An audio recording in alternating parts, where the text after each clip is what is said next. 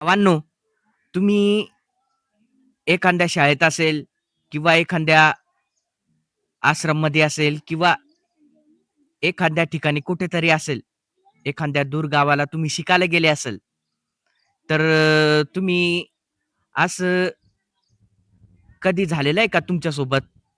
जेणेकरून तुम्ही समजा आता तुम्हाला सुट्ट्या लागायच्या आहे आणि तुम्ही कधी घरी फोन केलेला आहे का? फोन करायचा आहे तुम्ही यत्न केलेला आहे का कधी?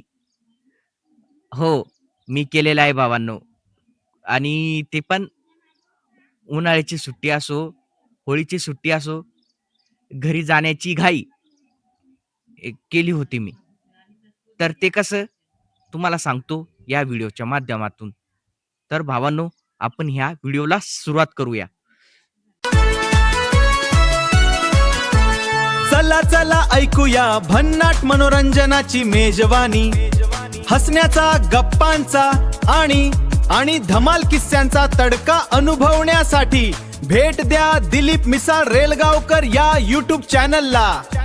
व्हिडिओ आवडल्यास लाईक करा, कमेंट करा आणि चॅनलला सबस्क्राईब करायला विसरू नका. मनोरंजनाचा खरा आस्वाद घ्यासेल तर आजच या आणि जोडलेले रहा दिलीप मिसाळ रेलगावकर या चॅनल सोबत. भावांनो, किस्सा असा घडला होता, की मी शाळेमध्ये नवीनच दाखल झालो होतो. मला घरची ओढ होती आणि मुलं म्हणायचे, की "दिलीप, आम्ही नागपंचमीला जायचो, आम्ही पोळ्याला जातो." मग मला पण ते वाटायचं. मग मी काय करायचो, मला काही फोन लावायचा चाळ नव्हता कधीच. फोन लावायचा मी यत्न कधी केलेला नाही. कारण की मी हॉस्टेलला अ, खूप नवीन विद्यार्थी म्हणून गेलो होतो आणि मी खूप लहान होतो. अंदाजे 9-10 वर्षाचा. तर तरी मी कधी फोन लावायचा यत्न केला. फोन आला कधी घरच्याचा, तर मी घरच्यांना म्हणायचो, की "बाबा मला पोळ्याला घ्यायला या." खूप वेळेस बोलायचो, खूप वेळेस बोलायचो. बाबा म्हणायचे, "हो बाळा, हो बाळा." मग काय व्हायचं, नंतर पोळ्याहून घरी आलो समजा, तर मग काय करायचं, मग मी दिवाळीची वाट बघायचो. कधी येते दिवाळी, कधी येते दिवाळी? मी म्हणायचो, "मला दिवाळीला यायला येऊ ना बाळा, येऊ ना घ्यायला." मित्र म्हणायचे, "दिलीप, अरे दिवाळी अजून खूप दूर राहिली आणि तू आत्तापासूनच बाबांना बोलवतो. घरी जाण्याचा यत्न करतो काय तू? आणखीन आपले अ, अभ्यासक्रम पूर्ण नाही झाला. अजून तर गणपती गणपती बसलेला आहे. गणपती उत्सव चालू आहे आणि आत्तापासूनच तू अ, दिवाळीची वाट बघतोय. हे बाबा आम्हाला तर आश्चर्यच वाटतं तुझं. काहीतरी विशेषच वाटतं बाबा. मी म्हणायचो, "बाबा हो मला घरी जायचंय." "अरे हो बाबा, घरी आम्हाला पण जायचं आहे." "अरे आम्ही तर खूप लांबचे आहे रे. खूप दूरवरून आम्ही आलेलो आहे." "अरे आम्हाला आई-बाबांनी एकदा कधी शाळेत आणून सोडले, की आम्हाला आणून सोडल्यावर आमचे आई-बाबा आम्हाला 1-2 महिना झाला की भेटायला येते. त्यानंतर आम्हाला डायरेक्ट दिवाळीला घेऊन जातात. तुझं सर्व चांगलं आहे रे मित्रा. अरे आम्ही आहे मित्र तुझे. एखाद्या वेळेस तर राहून बघ. पोळ्याच्या सणाला, नागपंचमीच्या सणाला, होळीच्या सणाला." मी म्हणायचो, "नाही रे बाबा, मला या शहरामध्ये करमतच नाही." त्यानंतर मी दिवाळी येऊन घरी आलो, तर मुलांना विचारायचो, "का रे होळी किती तारखेला आहे?" "बापा, मित्रा तू आत्ताच आला ना रे घरून. आ? आत्ताच तू दिवाळीहून आला लगेच होळीची वाट बघतोय. संक्रांत आहे संक्रांत आहे. मधात संक्रांत येती. जायचंय का?" मी म्हणायचो, "नाही." "मग थांब." "अरे भावा, आम्हाला उन्हाळा ते दिवाळी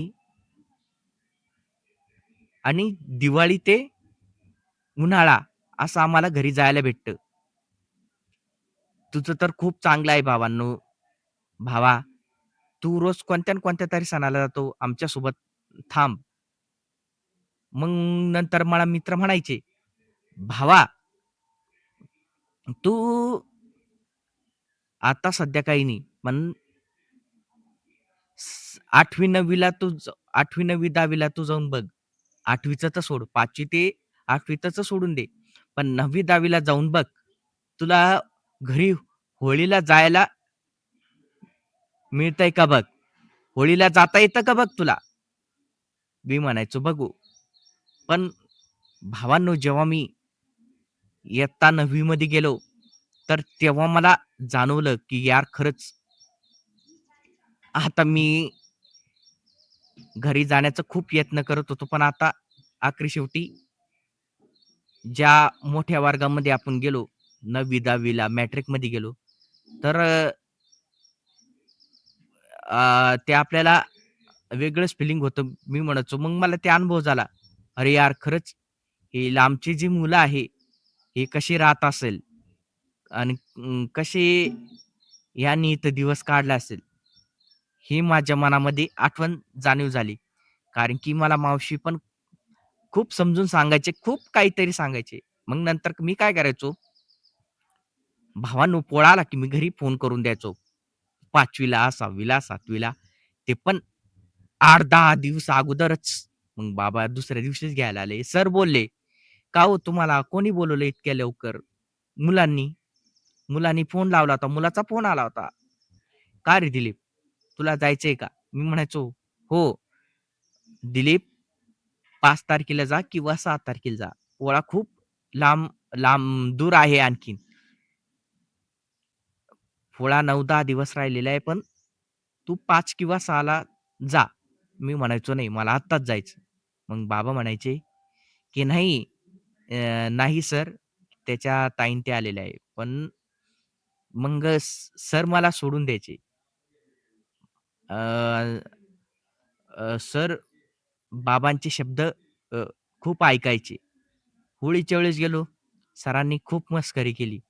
पण मला तो राग आला. मी थोडासा रडलो. पण सरांनी मला होळीला सोडलं. कारण की घरी ज्याला त्याला आवड असती.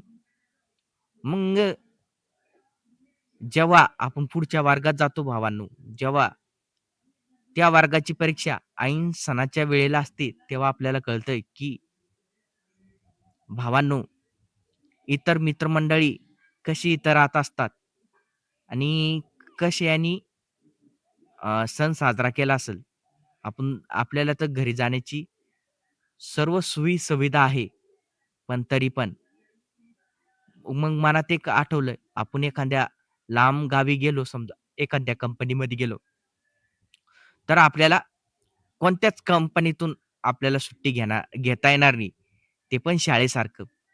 त्यामुळं मी पुढं ठरवलं, की फोन लावायचा येत नाही, कधी करायचा नाही. कधीच करायचं नाही. हो. भावांनो, तुम्हाला कसा वाटला हा मनोरंजनाचा आठवणीचा किस्सा? तो पण शाळेचा. होळी आणि दिवाळी, उन्हाळा सुट्टी असो, तो किस्सा कसा वाटला ते व्हिडिओच्या कमेंटमध्ये सांगा. भेटूया नेक्स्ट व्हिडिओमध्ये. चला बाय बाय.